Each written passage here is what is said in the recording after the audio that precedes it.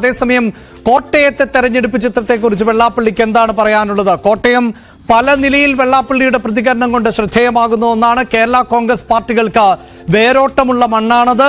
അവിടെയാണ് SNDPയുടെ പൊളിറ്റിക്കൽ പാർട്ടിയായ BDJSന്റെ സ്ഥാനാർത്ഥിയായി സ്വന്തം മകൻ തന്നെ മാറ്റുരയ്ക്കുന്നത് എന്ന പ്രത്യേകത കൂടിയുണ്ട്. ഒരുപക്ഷെ വെള്ളാപ്പള്ളി നടേശൻ എന്തുകൊണ്ട് തെരഞ്ഞെടുപ്പിലേക്ക് അടുക്കുമ്പോൾ പോലും മൗനം പാലിക്കുന്നു എന്ന രാഷ്ട്രീയ നിരീക്ഷകരുടെ ചോദ്യത്തിന് SNDPയുടെ അല്ലെങ്കിൽ BDJSന്റെ സ്ഥാനാർത്ഥിയായി തുഷാർ വെള്ളാപ്പള്ളി കോട്ടയത്ത് മത്സരിക്കുന്നത് കൊണ്ടാണ് കൃത്യമായൊരു നിലപാട് വെള്ളാപ്പള്ളി പറയാത്തത് എന്ന തരത്തിലുള്ള നിരീക്ഷണങ്ങൾ കൂടി ഉണ്ടായിരുന്നു. ആ ഘട്ടത്തിൽ കൂടിയാണ് ന്യൂസ് 18നോട് വളരെ കൃത്യമായി വെള്ളാപ്പള്ളി നടേശൻ SNDPയുടെ രാഷ്ട്രീയം എന്ത് എന്ന് പറഞ്ഞു വെക്കുന്നത്. കോട്ടയത്ത് തെരഞ്ഞെടുപ്പിൽ ഇത്തവണ ഈ 2024 തെരഞ്ഞെടുപ്പിൽ UDFൽ അടിയൊഴുക്കുകൾ ഉണ്ടാകും എന്നാണ് വെള്ളാപ്പള്ളി നടേശൻ പറയുന്നത്. കോൺഗ്രസുകാർ മാണി വിഭാഗം സ്ഥാനാർത്ഥി തോമസ് ചാഴികാടന് വോട്ട് ചെയ്യും. ഫ്രാൻസിസ് ജോർജിനെ തോൽപ്പിച്ച് ഈ സീറ്റിന് പിന്നീട് PJ ജോസഫ് അവകാശവാദം ഉന്നയിക്കാതിരിക്കാനാണ് കോൺഗ്രസുകാർ ശ്രമിക്കുന്നത്. മധ്യ തിരുവിതാംകൂറിലെ രാഷ്ട്രീയത്തിൽ വലിയ മാറ്റം മറിക്കലുകൾക്ക് വഴിവെക്കുന്നത് കൂടിയാണ് വെള്ളാപ്പള്ളിയുടെ ന്യൂസ് 18 കേരളത്തോടുള്ള ഈ തുറന്നു പറച്ചിൽ. തുഷാറിന്റെ പ്രചരണത്തിന് എന്തെങ്കിലും കാര്യങ്ങൾക്ക് പോയിട്ടുണ്ടായിരുന്നു? എങ്ങനെയുണ്ട് കോട്ടയം മൊത്തത്തിൽ വിലയിരുത്തുന്നത്? ഞാൻ പോയിട്ടില്ലായിരുന്നു. കോട്ടയം എന്തുകൊണ്ടും വലിയൊരു ഗുണം എന്താണെന്ന് വെച്ചാൽ അവിടെ കാണുന്നത് കൈപ്പത്തിക്കാരന് വോട്ട് ചെയ്യാൻ കൈപ്പത്തി അവിടെ ഇല്ല. താമരയ്ക്ക് കുത്തണമെന്ന് ആഗ്രഹിക്കുന്നവർക്ക് താമരയില്ല. അരുവാൾ ചുറ്റിയ നക്ഷത്രത്തിൽ കുത്തണമെന്ന് പറഞ്ഞവർക്ക് അതില്ല. രണ്ടിലയാണ് അവിടെ ഉള്ളത്. പിന്നെ ഓട്ടോറിക്ഷയാണ്. ഇത് രണ്ടും ആളുകൾക്ക് ഒരു പരിചയമുള്ള സാധനമല്ല. അപ്പോൾ ഈ ഇന്ന് പൊതുവായി സ്വീകരിക്കാവുന്ന ഒരു കുടമാണ്. അതുകൊണ്ട് ആ കുടത്തെ കുത്താനുള്ള താല്പര്യം ഈ പറയുന്ന അരുവാൾ ചുറ്റിയ നക്ഷത്രത്തിലുള്ളവർക്കായാലും താമരക്കാർക്കായാലും കൈപ്പത്തിക്കാർക്കായാലും ഒരു ആവേശകരമായ ഒരാഗ്രഹം കടന്നു കീഴിട്ടുണ്ട് എന്നാണ് എനിക്ക് കിട്ടിയ ഒരു റിപ്പോർട്ട്. പക്ഷേ അതോടൊപ്പം തന്നെ മറ്റൊരു അടിയൊഴുക്ക് കൂടെ അവിടെ നടക്കുന്നുണ്ട്. മറ്റടിയൊഴുക്കൊന്നുമില്ല. ഈ ചണ്ടല എന്ന് പറയുന്നത് ഒരിക്കലും കടന്നുകൂടരുതെന്ന് ഒരാഗ്രഹം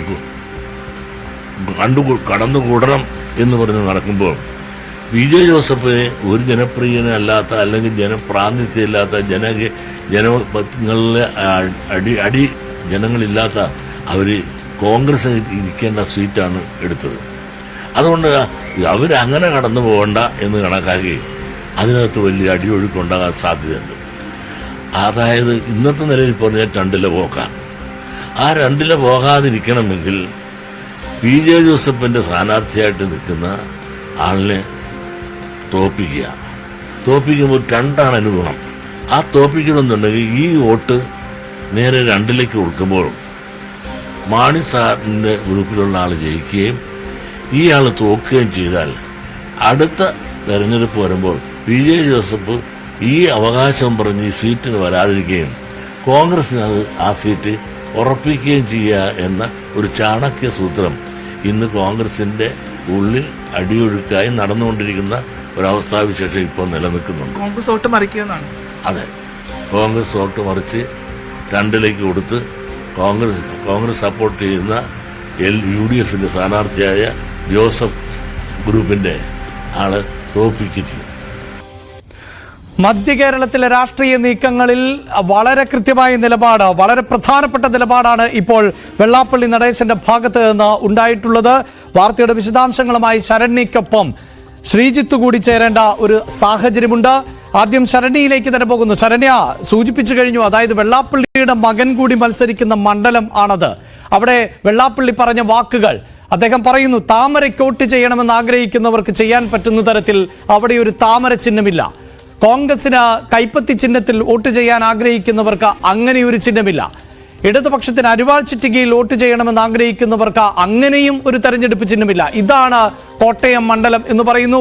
വളരെ കൃത്യമായി കോൺഗ്രസുകാർ വോട്ട് മറിക്കും എന്നും അവിടെ PJ ജോസഫിന്റെ രാഷ്ട്രീയ അന്ത്യത്തിനായിരിക്കും ഇത്തവണ കോൺഗ്രസിന്റെ ഭാഗത്ത് നിന്നുണ്ടാകാൻ പോകുന്ന ശ്രമം എന്നുകൂടിയാണ് വെള്ളാപ്പള്ളി നടേശൻ തുറന്നു പറയുന്നത്.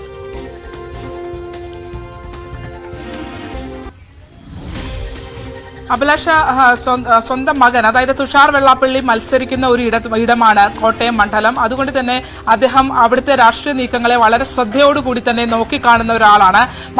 ഈ പറഞ്ഞതുപോലെ തന്നെ അഭിലാഷ് പറഞ്ഞതുപോലെ തന്നെ വിവിധ രാഷ്ട്രീയ പാർട്ടികൾക്ക് കോൺഗ്രസിനാണെങ്കിലും ഒപ്പം തന്നെ CPM-നാണെങ്കിലും BJP-ക്കാണെങ്കിലും അവരുടേതായ ചിഹ്നത്തിൽ മത്സരിക്കാൻ കഴിയാത്തൊരിടമാണ്. പൊതുസ്വീകാര്യത കുടത്തിന് കിട്ടി, ഈ വോട്ടുകൾ കുടത്തിന് കിട്ടട്ടെ, അതായത് BDJS-ന് കിട്ടട്ടെ എന്നൊക്കെ പറയുമ്പോൾ പോലും കൃത്യമായി വെള്ളാപ്പള്ളി നടേശൻ പറയുന്നത് കോൺഗ്രസ് കോട്ടയത്ത് കാണിക്കുന്നത് ഒരു ചാണക്യ സൂത്രമാണ് എന്നുള്ളതാണ്. അവിടെ കോൺഗ്രസിന്റേതായ ഒരു അടിയൊഴുക്ക് ഉണ്ടാകുമെന്നുള്ളതാണ്. അതായത് UDF സ്ഥാനാർത്ഥിയെ പരാജയപ്പെടുത്താനുള്ള നീക്കം കോൺഗ്രസിന്റെ ഭാഗത്ത് നിന്ന് കോട്ടയത്തുണ്ട് എന്നുള്ളത് തന്നെയാണ് വെള്ളാപ്പള്ളി നടേശൻ വ്യക്തമാക്കിയിട്ടുള്ളത്. അത്തരം ഒരു അടിയൊഴുക്ക് അവിടെ തുടങ്ങിയിട്ടുണ്ട് എന്നുള്ളതാണ്. ഇതിന് കാരണമായി അദ്ദേഹം പറയുന്ന ഒരു കാര്യം പ്രധാനപ്പെട്ടത് രണ്ടിലയിലേക്ക് പ്രത്യേകിച്ച് മാണി വിഭാഗത്തിലേക്ക് ആ വോട്ടുകൾ അതായത് കോൺഗ്രസ് വോട്ടുകൾ മറിക്കപ്പെടും. അങ്ങനെ മറിക്കപ്പെടുന്നതിനുള്ള പ്രധാന കാരണം എന്ന് പറയുന്നത് PJ ജോസഫ് വിഭാഗത്തെ ഇല്ലായ്മ ചെയ്യുക എന്നുള്ളത് തന്നെയാണ്. അതായത് അടുത്ത ഒരു തിരഞ്ഞെടുപ്പ് ഘട്ടത്തിലേക്ക് പ്രത്യേകിച്ച് നിയമസഭാ തിരഞ്ഞെടുപ്പ് ഉൾപ്പെടെയുള്ള ഘട്ടത്തിലേക്ക് കടക്കുമ്പോൾ കോൺഗ്രസിന് അവകാശപ്പെട്ട സീറ്റാണ് കോട്ടയം സീറ്റ്.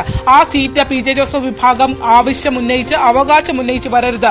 അതിന് ഇത്തവണ UDF-ന്റെ പരാജയം, PJ ജോസഫിന്റെ സ്ഥാനാർത്ഥിക്ക് അവിടെ പരാജയം അനിവാര്യമാണ്. അത്തരം അനിവാര്യത ഉണ്ടാക്കുന്നതിന് വേണ്ടിയുള്ള അടിയൊഴുക്ക് കോട്ടയത്ത് ഉണ്ട് എന്നുള്ളതാണ് അദ്ദേഹം വ്യക്തമാക്കുന്നത്.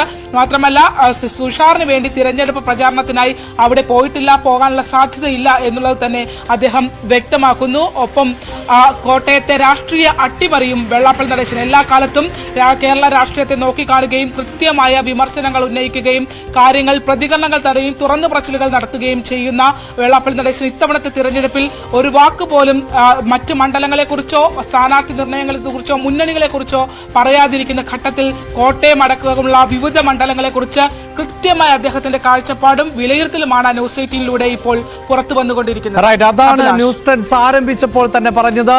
ഇതുവരെയും അതായത് തെരഞ്ഞെടുപ്പിന് ഇനി ദിവസങ്ങൾ മാത്രം, ഒരാഴ്ച പോലും ശേഷിക്കുന്നില്ല. അപ്പോഴും വെള്ളാപ്പള്ളി നടേശൻ തുടരുന്ന മൗനം, ആ മൗനം രാഷ്ട്രീയ കേരളം ചർച്ച ചെയ്തതാണ്. അതിനിടയിലാണ് തന്റെ രാഷ്ട്രീയ നിലപാടുകൾ, SNDP-യുടെ രാഷ്ട്രീയ നിലപാടുകൾ വെള്ളാപ്പള്ളി നടേശൻ ന്യൂസ് 18-നോട് തുറന്നു പറഞ്ഞത്.